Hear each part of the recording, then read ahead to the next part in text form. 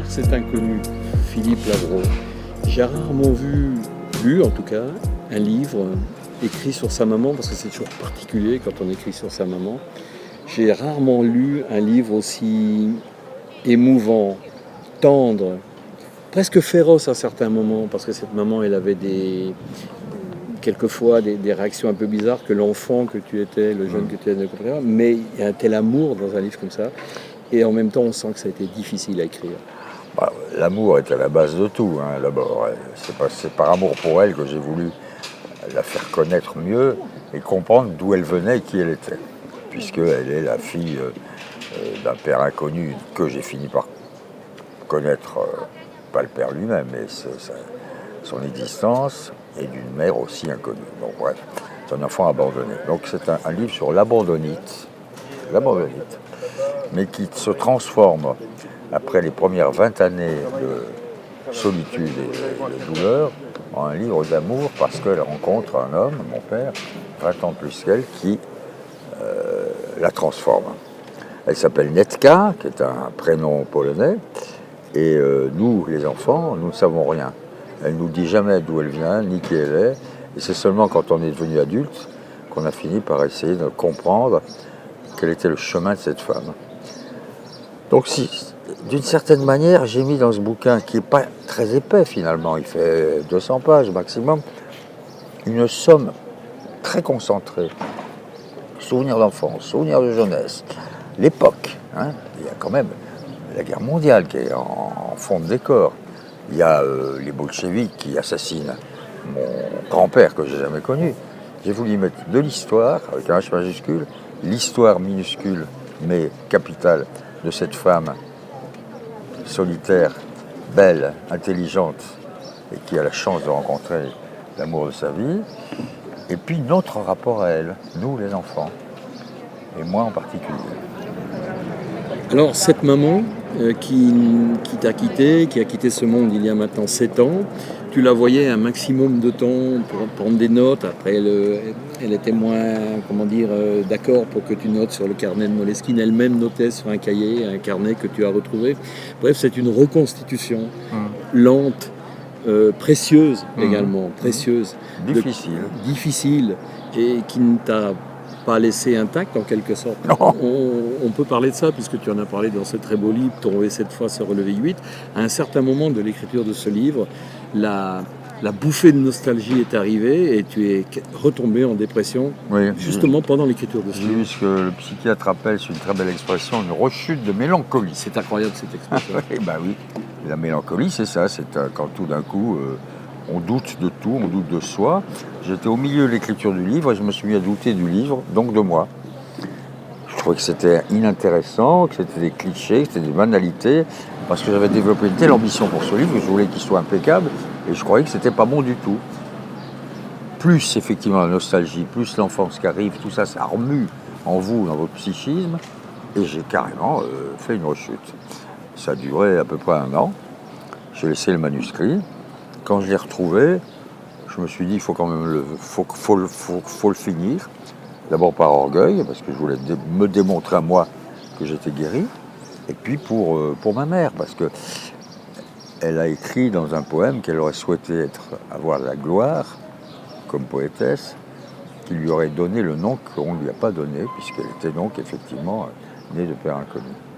Et donc je me suis dit, au fond, je vais lui donner cette gloire. Et moi, ma fierté aujourd'hui, c'est pas de vendre des milliers d'exemplaires, mais c'est qu'elle devienne un personnage connu et qu'on m'en parle comme un petit livre d'histoire. Tout à l'heure, on avait les dédicaces chez Hélène Brasserie.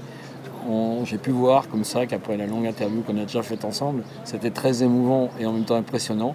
J'ai pu voir des gens qui étaient devant vous, qui vous parlaient pendant que vous écriviez la dédicace sur leur livre, et j'avais l'impression que ça leur faisait terriblement plaisir de parler de peut-être de leur mère. Mais oui, ce qui est très étonnant, c'est qu'ils viennent tous vous dire, vous savez, moi aussi, ma mère ceci, ma mère cela. Comme si en fait, et ça je crois que c'est une vérité, dans chaque famille, il n'y a pas forcément un mystère, mais il y a une histoire. Et les enfants ne connaissent pas l'histoire avant de devenir eux-mêmes des adultes. Et là, souvent à ce moment-là, c'est trop tard.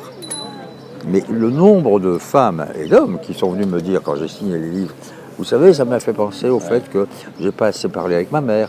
Voilà, je l'ai pas assez aimé. Ah, mais ma mère, elle vient de nulle part. Elle a eu une affaire avec un Allemand pendant la guerre. Incroyable. Donc moi, mon idée, mais ça c'est... Tous les romans, au fond, traitent de cela, c'est que dans toute vie, il y a une question, il y a une interrogation. Et donc il y a une recherche.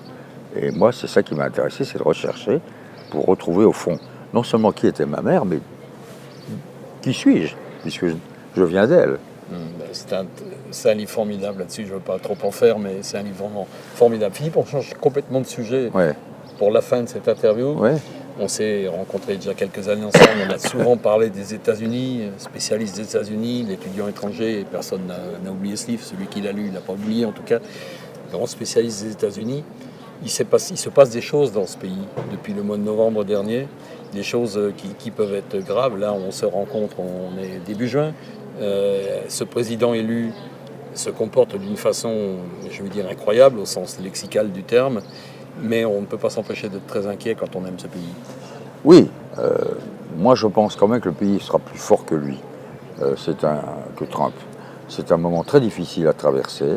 Cet homme est irrationnel, a une faculté de concentration très courte, ne lit pas ou presque, n'écoute que son narcissisme, et aussi, c'est très intéressant de voir, il veut détruire systématiquement tout ce que Obama avait mis en place. C'est son obsession.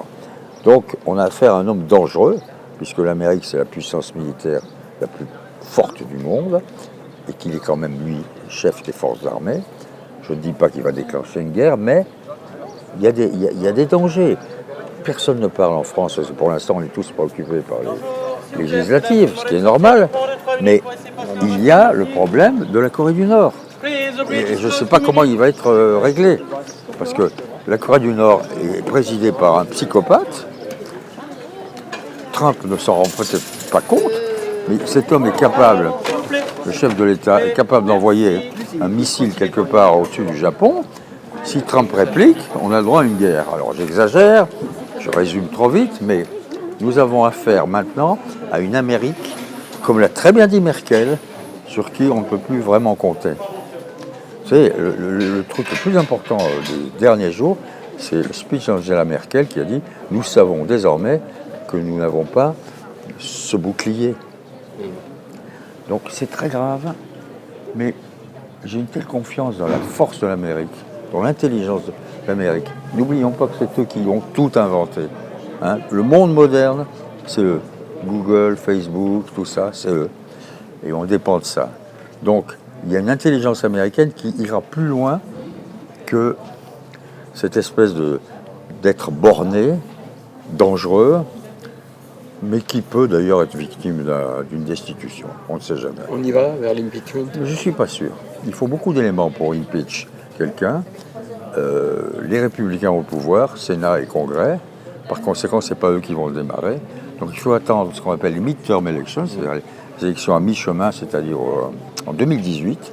Si là, les démocrates obtiennent une majorité, même minime, au Sénat et au Congrès, il peut y avoir un processus de destitution. Ça peut démarrer à ce moment-là.